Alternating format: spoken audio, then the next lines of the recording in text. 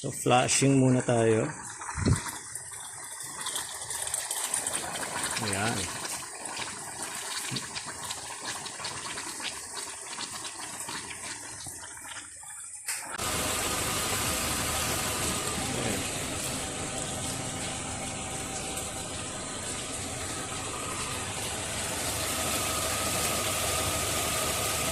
Set.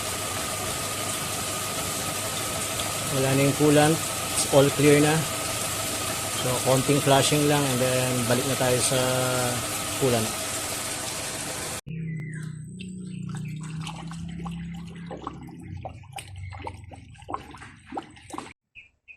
So 2 liters. Nag-stock na siya, so paanda rin natin.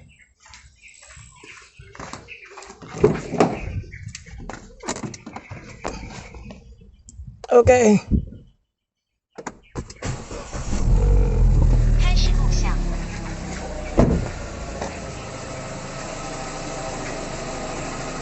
Ayan.